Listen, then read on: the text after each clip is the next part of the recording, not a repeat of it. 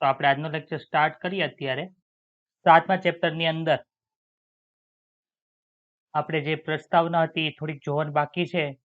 પછી આપણે સ્નાયુ પેશી જોઈ લીધી અને ચેતાપેશી આપણે ગઈકાલના લેક્ચરની અંદર ભણી ગયા છીએ.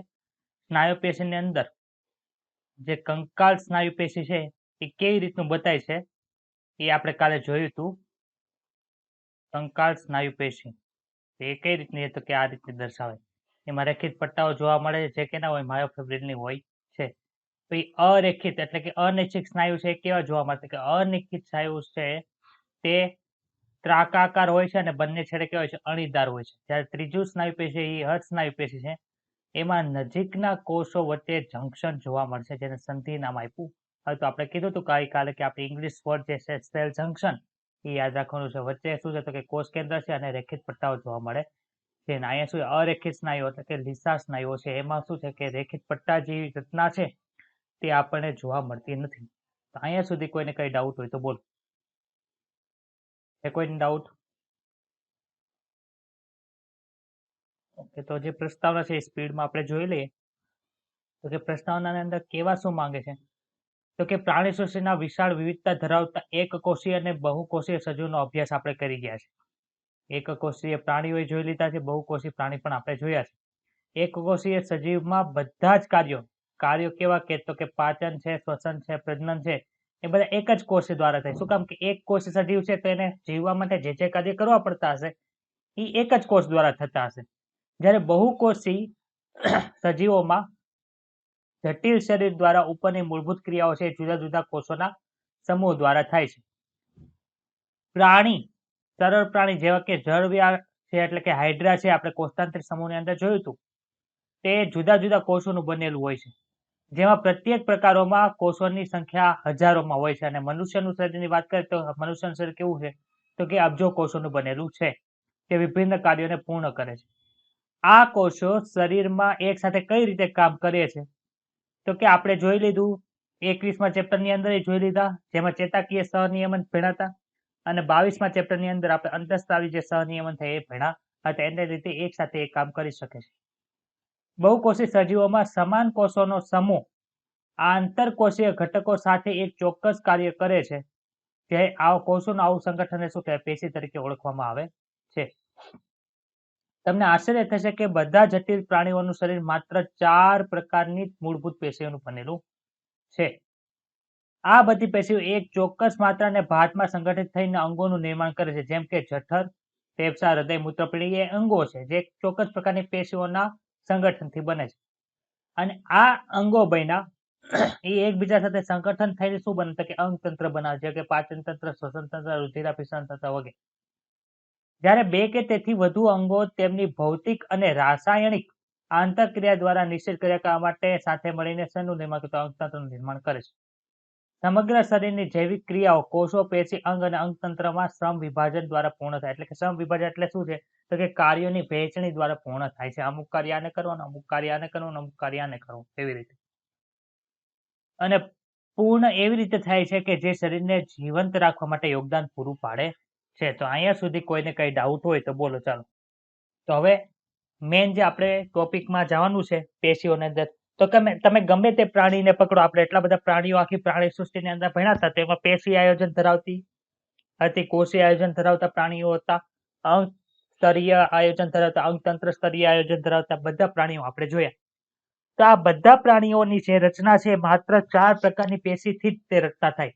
તમે ગમે તે વસ્તુ આપણા શરીરની ઉપાડો, એ આ 4 પેશીમાંથી એક પેશી ધરાવતી હોય અથવા તો 4 પેશી ધરાવતી હોય. આપણું હૃદય છે તે 4 પેશી ધરાવે છે. તે આ વિશે આપણે આજે ડિટેલમાં ભણવાનું છે. તો કે એક કોષી સજીવોના બધા જ કાર્યો પાચન, શ્વસન, પ્રજનન દ્વારા એક કોષ દ્વારા થાય, જ્યારે બહુકોષી સજીવોમાં અલગ અલગ કાર્યો અલગ અલગ કોષોના સમૂહ દ્વારા થાય. આ પ્રકારનો જે કોષોનો સમૂહ છે એને શું કહેતો કે પેશી તરીકે ઓળખવામાં આવે છે. બધા પ્રાણીઓનું શરીર 4 પેશીઓનું બનેલું છે. તો સર કઈ 4 પેશી છે? આપણે ક્યારના પેશી કહીએ છીએ ને 4 પ્રકારની પેશી કહીએ છીએ, તો એ 4 પ્રકારની પેશી છે એ કયા પ્રકારની છે તો કે પહેલી પેશી છે એ અધિચ્છદ પ્રકારની છે, બીજી છે સંયોજક પ્રકારની છે, ત્રીજી છે સ્નાયુ પેશી અને ચોથી છે ચેતાપેશી. અધિચ્છદ પેશી છે એ કઈ જગ્યાએ આવેલી હોય તો કે આપણે જ્યારે શરીરને જોઈએ છે તો આપણા શરીરનું આખું ઉપરનું કવરિંગ જે જોવા મળે છે એ કેનું છે? તો કે અધિચ્છદીય પેશીનું બનેલું છે.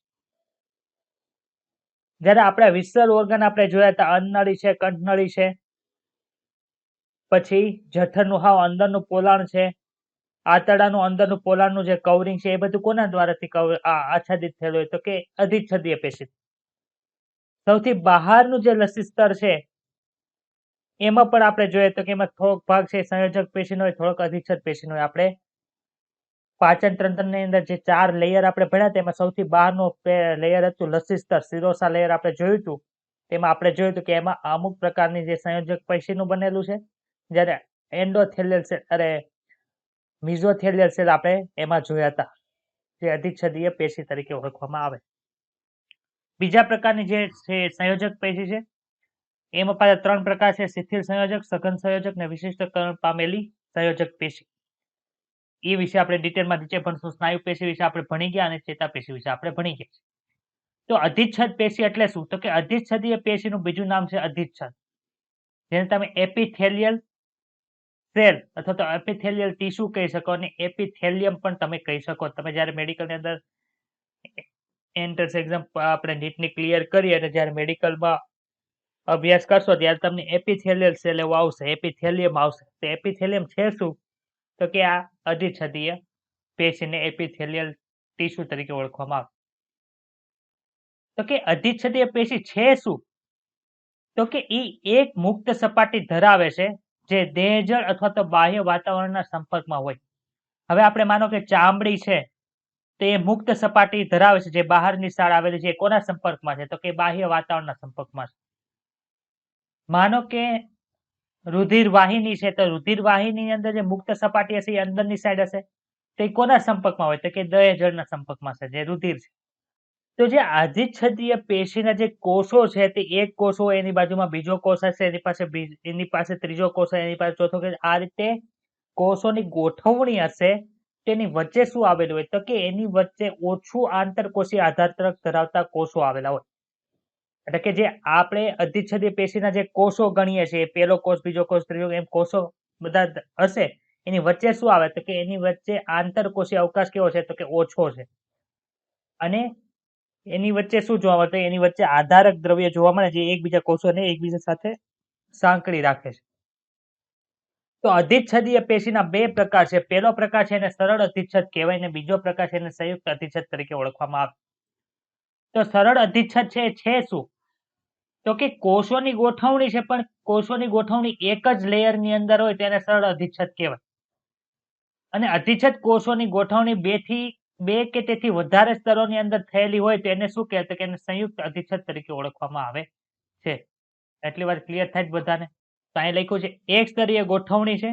તો સરળ અધિચ્છદનું કાર્ય શું છે? તો કે સરળ અધિચ્છદ છે તે દેહ ગૃહા, જે આપણે અંદરની સાઈડ બધી ગૃહાઓ જોઈતી ને, થોરાસિક કેવિટી જોઈતી, એબ્ડોમિનલ કેવિટી, જેને આપણે ઉદરસીય ગૃહા, ઉદરીય ગૃહ એવું નામ આપ્યું હતું.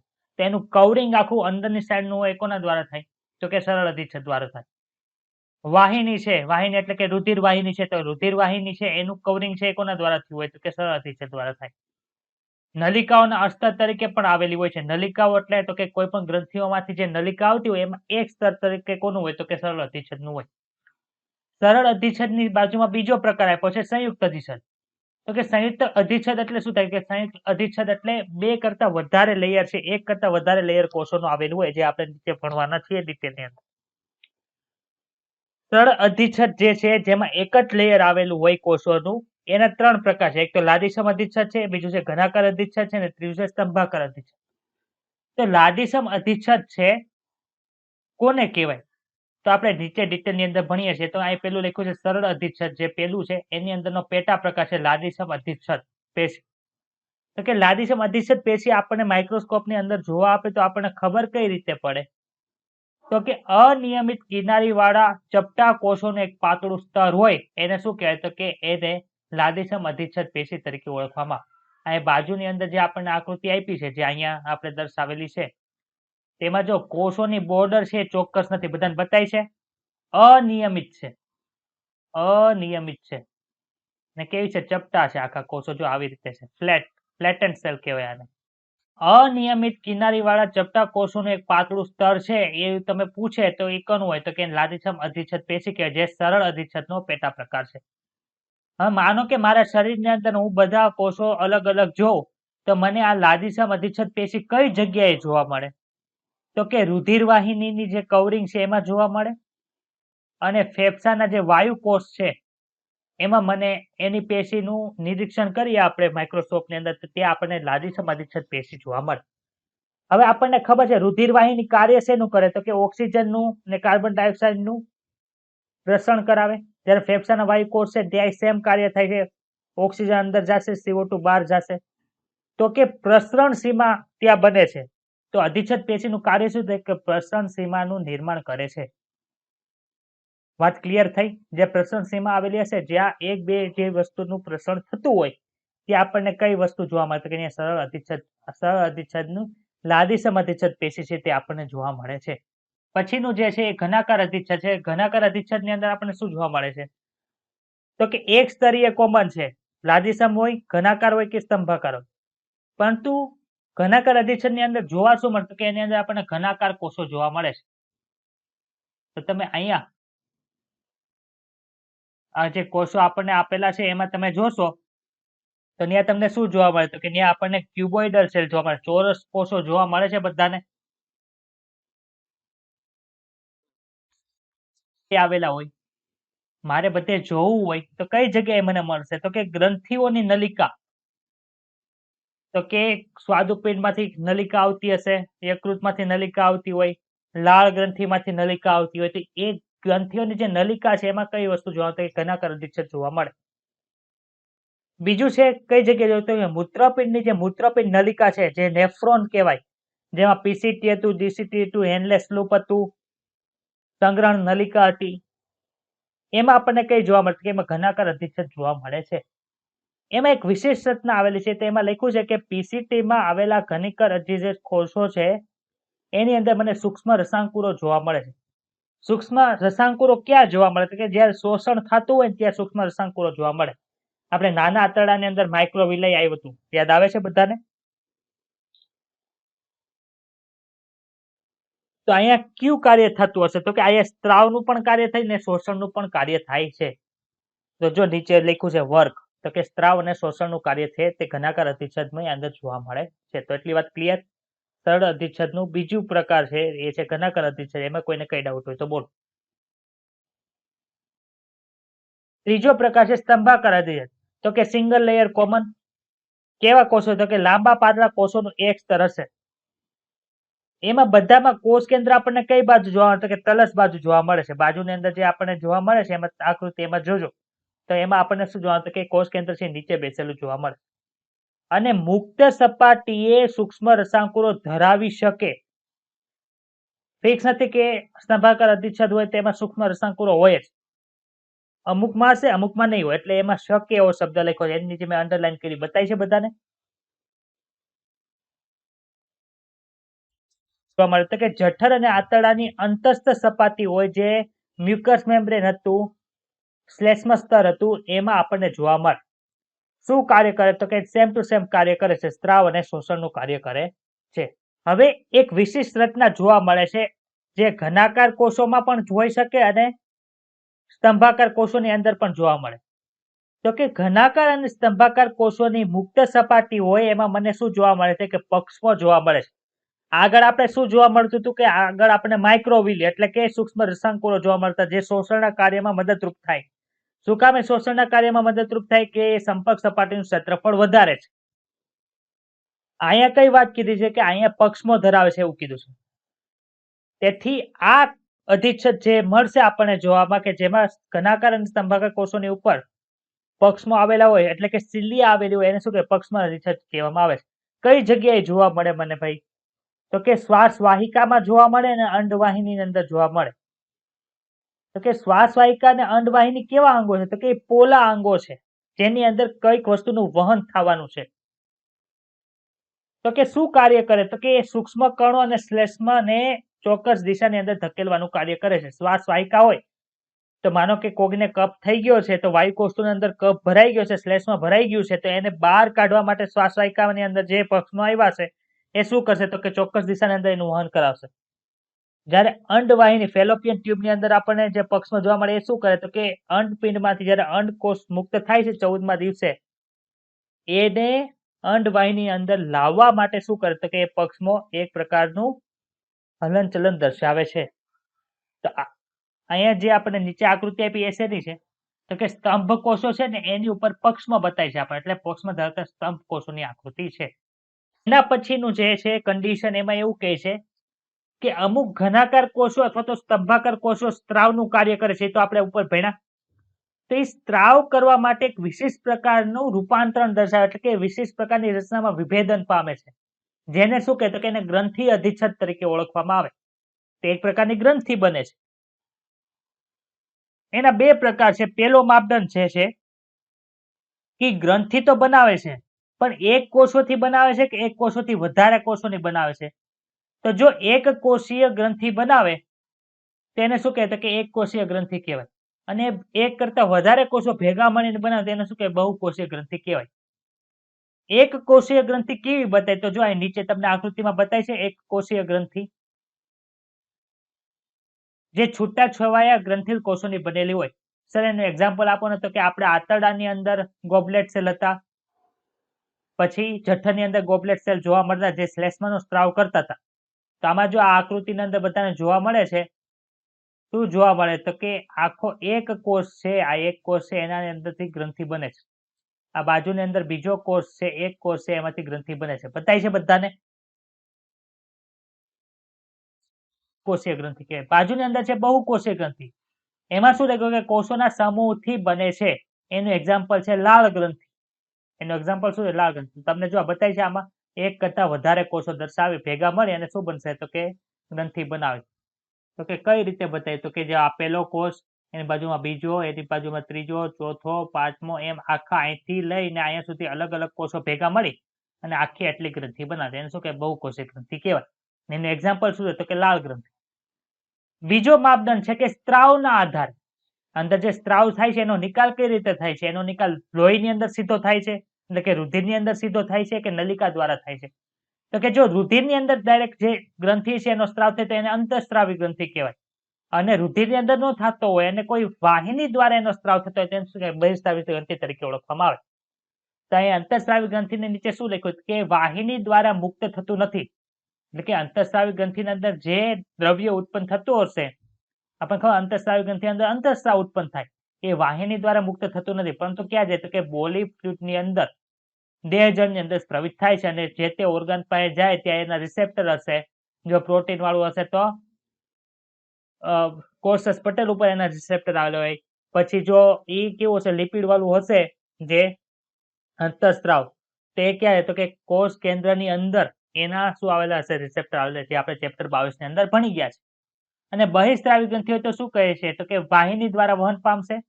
કોનું વહન થશે તો કે શ્લેષ્મા, લાળ, કર્ણમીન હોય, તેલ છે, દૂધ છે, પાચક ઉત્સેચકો અને અન્ય કોષીય નિપજો છે એ કોના તરીકે તો કે બહિઃસ્રાવી ગ્રંથિ તરીકે દર્શાવાય છે.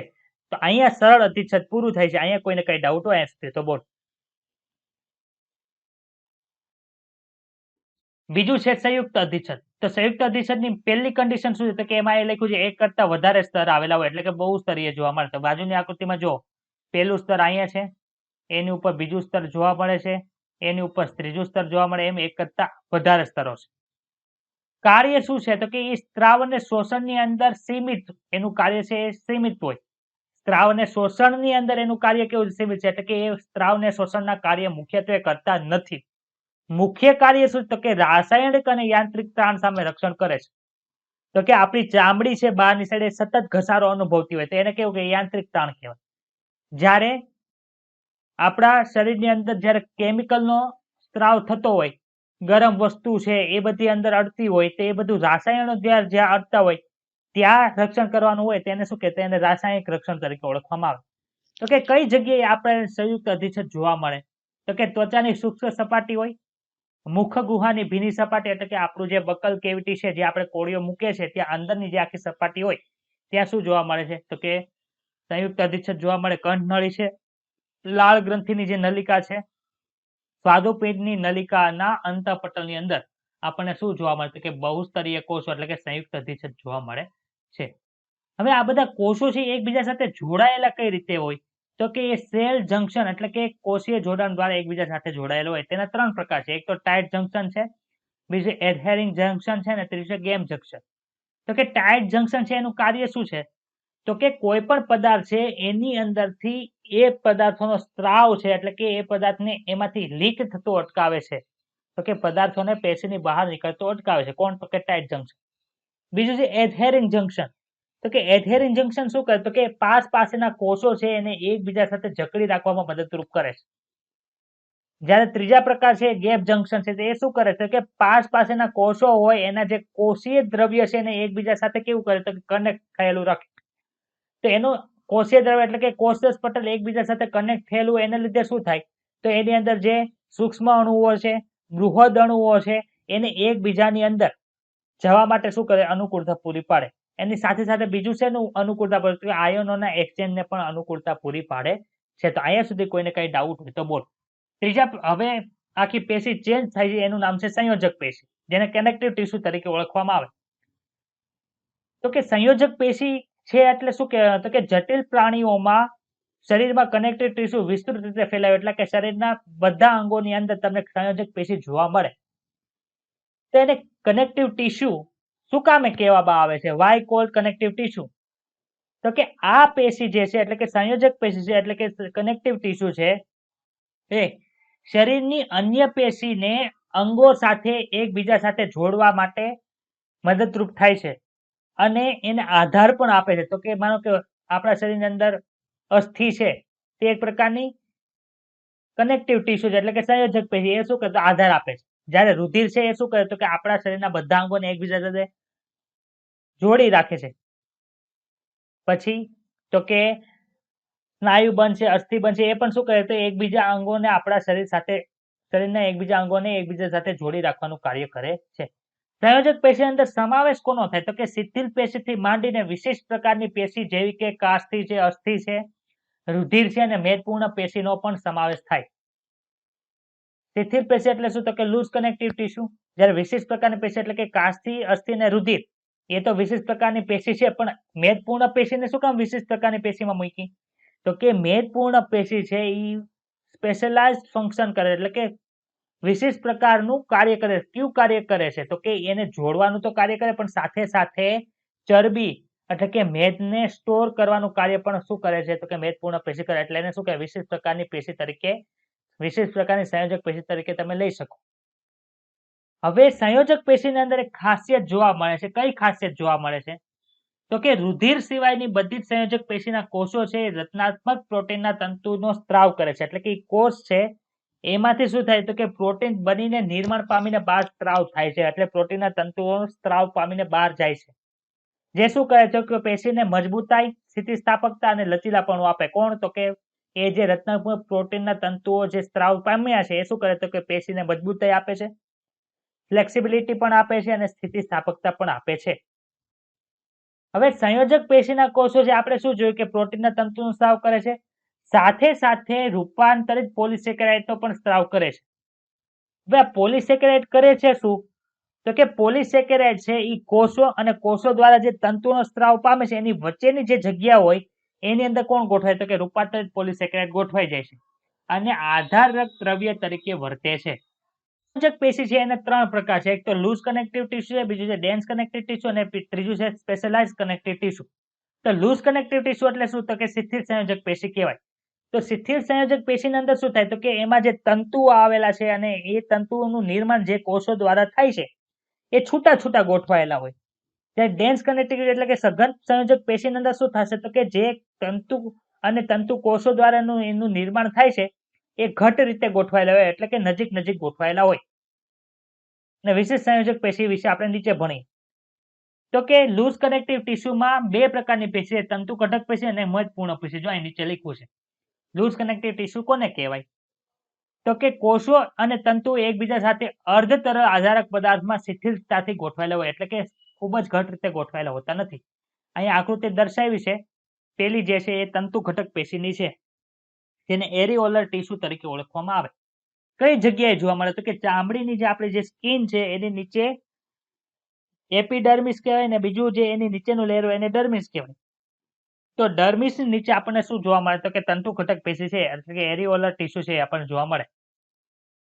એની અંદર હોય છે શું? તો કે મેક્રોફેજ હોય, ફાઇબ્રોબ્લાસ્ટ હોય, એટલે ફાઇબ્રોબ્લાસ્ટ દ્વારા જે નિર્માણ પામે છે એ કોલેજન તંતુ જોવા મળે, માસ્ટ કોષ જોવા મળે છે અને ઇલાસ્ટિન તંતુ પણ જોવા મળે છે.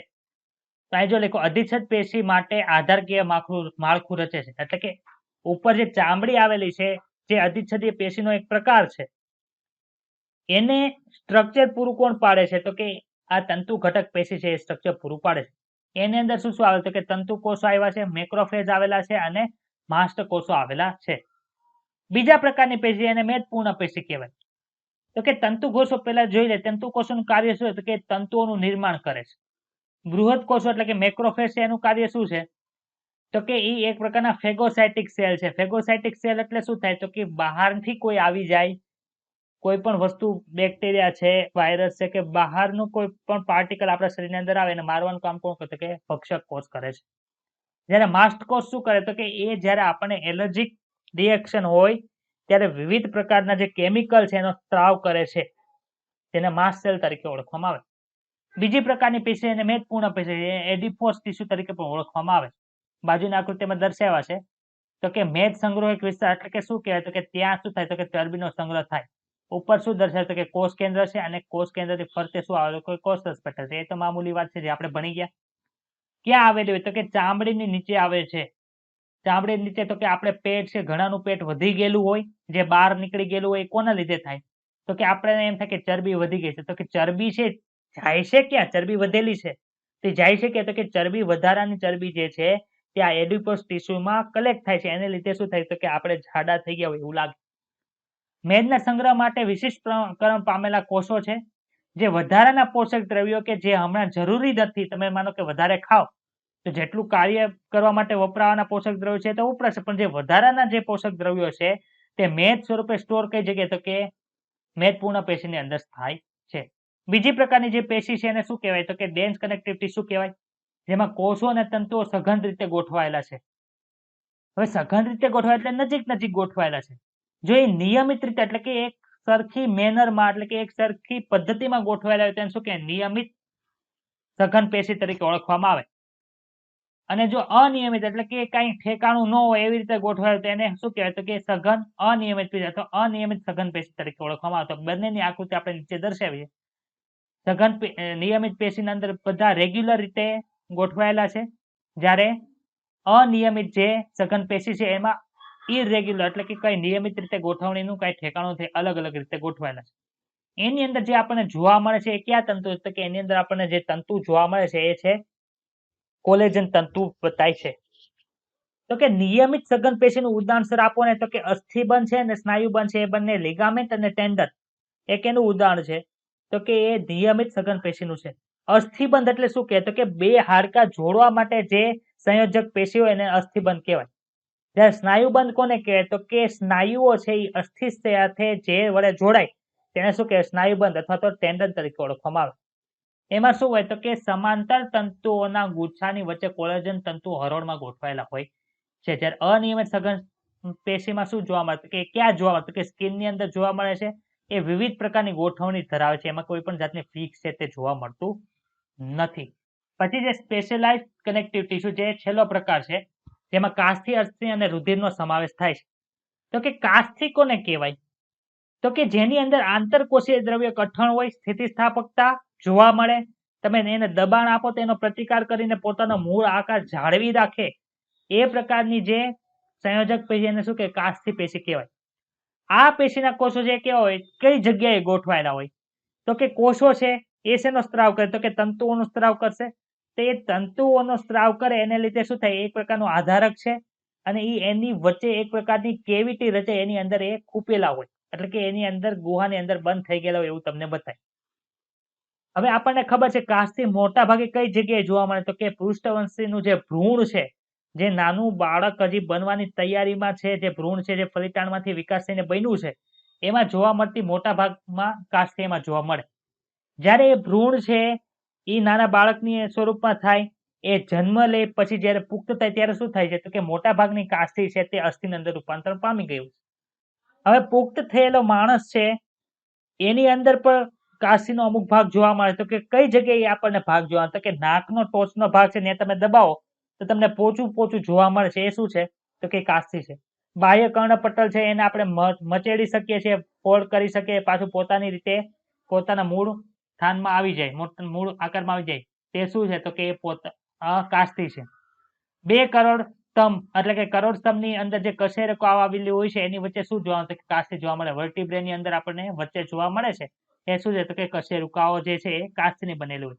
અને હાથ અને પગની અંદર પણ કાસ્તી જોવા મળે. તો કે સર હાથ પગમાં ક્યાં કાસ્તી આવેલી હોય તો કે એમાં જે સાયનોવિયર જોઈન્ટ છે એમાં 2 હાડકાઓ જે જગ્યાએ વચ્ચે સાયનોવિયર પ્રવાહેલા હોય છે, હાડકાની બોર્ડર છે ત્યાં છે તે શું જોવા મળે તો કે ત્યાં કાસ્તી આપણને જોવા મળે છે. જે કઈ કાસ્તીના અલગ અલગ પ્રકાર આવે છે એના નામ છે તમે ડિટેલની અંદર મેડિકલની અંદર ભણશો. અત્યારે ખાલી આપણે યાદ રાખવાનું છે કે હાથ અને પગની અંદર આપણને જોવા પડે કઈ જગ્યાએ તો કે સાયનોવિયર જોઈન્ટની અંદર જે હાડકાની બોર્ડર હોય ત્યાં આપણને કાસ્તી જોવા મળે છે. નીચે આપણને જોવા મળે છે એ શું છે કે કોલેજન તંતુઓ છે ને કોલેજન તંતુઓ ના આખું જે ગુચ્છો એની વચ્ચે આપણને શું જોવા કાસ્તી કોષો જોવા મળે જેને ઇંગ્લિશ અને કોન્ટ્રોસાઇટ તરીકે ઓળખવામાં આવે છે. બીજા પ્રકારની જે સ્પેશિયલાઇઝ કનેક્ટિવ ટીસ્યુ એ કોણ છે તો કે અસ્થિ છે. જે કેવું આધારક દ્રવ્ય ધરાવતું કે સખત અને સ્થિતિસ્થાપક આધાર દ્રવ્ય ધરાવતું કેવું અસ્થિતિસ્થાપક આધાર દ્રવ્ય ધરાવે છે. એની અંદર શું હોય તો કે કેલ્શિયમના ક્ષારો હોય અને બીજું શું ધરાવે તો કે કોલેજન તંતુ ધરાવે છે. એને લીધે શું થાય તો કે અસ્થિને મજબૂતાઈ મળે છે. તમને પૂછે કે અસ્થિની મજબૂતાઈ છે કોના લીધે છે તો કે કેલ્શિયમના ક્ષારો અને કોલેજન તંતુને લીધે છે. અસ્થિ કોષોનું નામ શું છે તો કે ઓસ્ટિયોસાઇટ તરીકે ઓળખવામાં જેમ લીવરના કોષોને આપણે હિપેટોસાઇટ કહેતા હતા એમ અસ્થિના કોષોને શું કે ઓસ્ટિયોસાઇટ કહેવાય. કાસ્તીના કોષોને શું કે આપણે શું કહેવાય છે તો કે કોન્ડ્રોસાઇટ તરીકે ઓળખવામાં આવે છે. અસ્થિના કોષો છે ક્યાં ગોઠવાયેલા હોય તો કે એ એક અવકાશ આવેલો હોય એની અંદર ગોઠવાયેલા જેને લેક્યુની તરીકે ઓળખવામાં આવે છે. અસ્થિના કાર્યો તો આપણને બધાને જ ખબર છે કે શરીરની મુખ્ય પેશી જે શરીરને રચનાત્મક માળખું બનાવે છે, કોમળ પેશી તથા અંગો જે આપણા કોમળ અંગો છે, મગજ છે, ફેફસા છે, હૃદય છે, બધાને આધાર આપવાનું કામ કરે છે અને રક્ષણ પણ આપે છે. પગના અસ્થિ છે એ શું કરે તો કે ભારનું વહન કરે છે, આપણા આખા શરીરનું વજન ઉપાડે છે. અસ્થિ છે એ શું કરે તો કે કંકાલ સ્નાયુ સાથે જોડાઈને પરસ્પર ક્રિયા દ્વારા હલનચલન કરે છે. અને કેટલાક અસ્થિની અંદર શું આવેલું હોય તો કે બોન મેરો આવેલો હોય અને બોન મેરો શું કરતો રુધિર કોષોનું ઉત્પાદન કરે છે. અને નીચેની જે આકૃતિ છે એ શું છે કે આપણે કોઈ પણ અસ્થિનો આડો છેદ લઈએ તો એમાં આપણને આ રીતનું છે તે જોવા મળે છે જેને હાર્વેશિયન તંત્ર તરીકે ઓળખવામાં જૂનો સિલેબસ હતો એમાં બધું હતું.